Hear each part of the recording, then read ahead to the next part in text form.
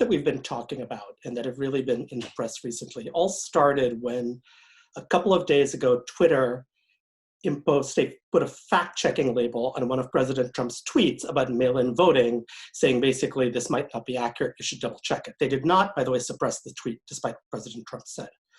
He, however, got sufficiently enraged that he issued an executive order on May 28th, which is, I've read the order, of course, and it's a little difficult to know exactly what it does because it's all over the map. But essentially, the president wants to strip Twitter, but also he threw in Facebook and other social media companies of their Section 230 immunity unless they are politically balanced in how they curate posts. Now, taking a step back, Section 230, which is probably the single most important law governing the internet, was passed in 1996. And what it says is that platforms are not treated as publishers for third-party content. So when I post something on Facebook, Facebook cannot be sued for the content of my post. I, of course, can. So if I defame someone, I'm liable for defamation, but Facebook is not liable. And Section 230 also says that online platforms have the right to moderate their content. And as long as they do so in good faith, they cannot be held liable for over or under censoring. So like missing things they should have taken down or taking something down that they shouldn't have. And the purpose of the law, as the authors, who by the way, it was bipartisan, one Democrat, one Republican, said was to encourage online platforms to manage their content, to take off the really objectionable stuff, hate speech, pornography, all of that stuff. And the word actually is objectionable. When they're authorized to remove objectionable content. So the argument that the executive order makes is that it advances free speech principles by permitting free speech without any political biases. Now, as a legal matter, this is simply not true.